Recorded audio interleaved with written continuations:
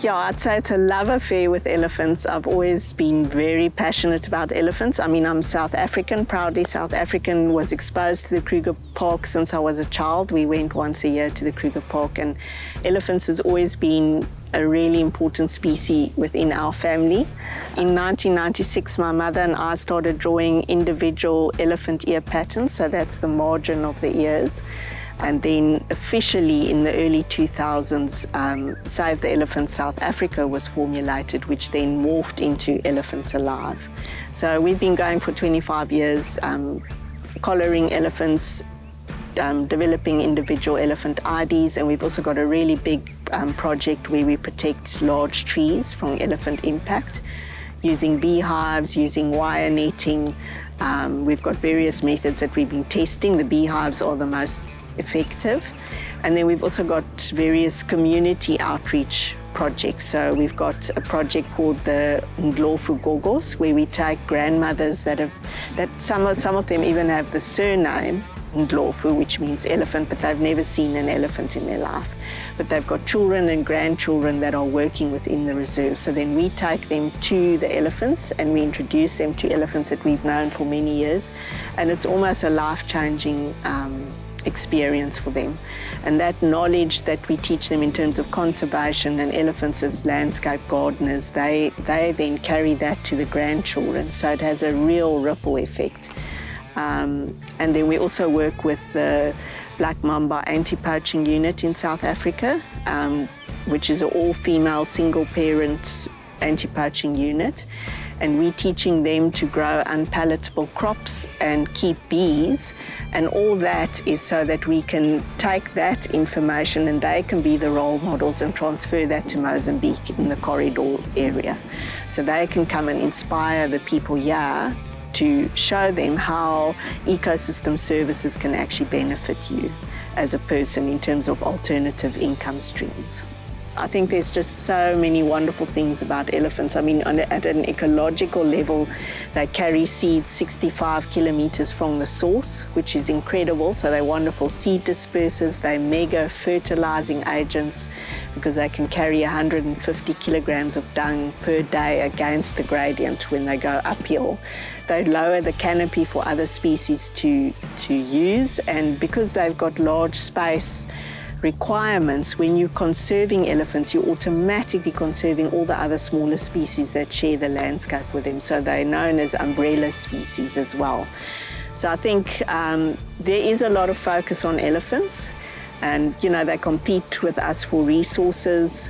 They've got all these incredible traits that make them really special. They're highly intelligent. I mean, they've passed the self-recognition mirror test with flying colors. Which is your primates like chimpanzees and gorillas have also passed that test. They did some experiments with Asian elephants where they led them into an area where they had these mirrors up. And if you're not self-aware, you would try and look for the elephant behind the mirror. But they painted white crosses on the face of the elephants, and they looked at themselves in the mirror and immediately knew that shouldn't be there and try to rub it off. So, you know, you're dealing with really clever animals, and that's also why when you work within the human-elephant conflict space, you've really got to change your strategy the whole time because they're so smart, and it's a challenge. So working with elephants to me is a heartwarming exercise, but it's also a mental challenge because they're also smart. And then it's also just a really humbling experience because of the way they are so important ecologically. They are system engineers, and there's so much to respect about them.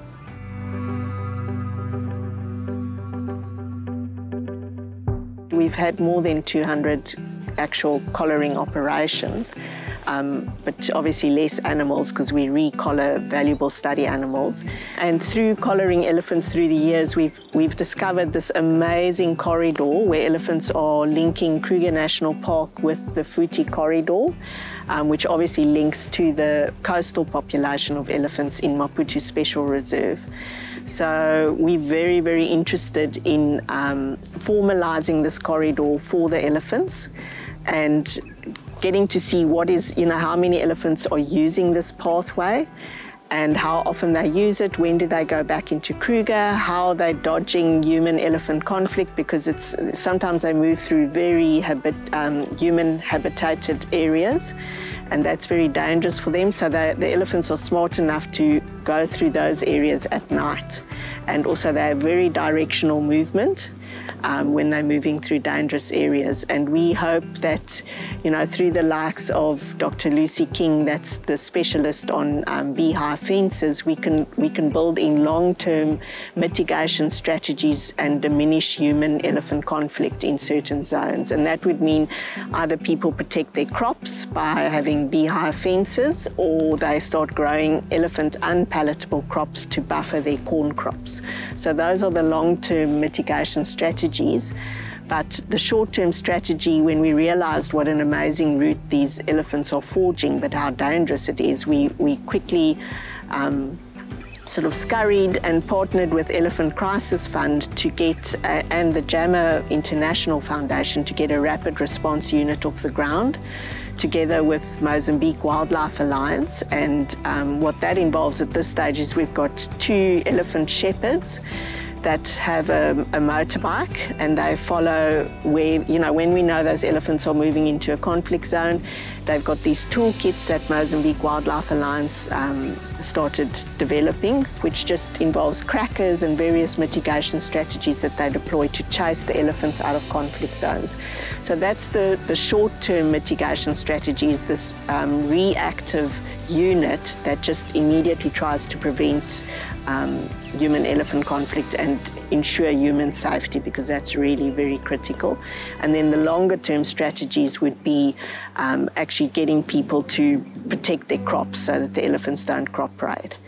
And we're very, very excited about this project. I think it's amazing that we've got these trailblazing elephants that are coming out of Kruger, and the entire journey is about 200 kilometers long.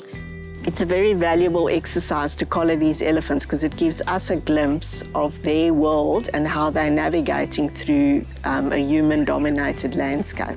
And these corridors are really important in terms of connecting protected areas. So, you know, we've got the national parks, but it's amazing that we've got this connectivity between them, because that also keeps the genes flowing. So, you know, there's some really big tusked elephants in the Kruger National Park and Maputo Special Reserve. They've got much smaller tusks, so now it's really good to know that potentially the genes of the Kruger population is still reaching this coastal population. Very exciting times, and we're very grateful to be here.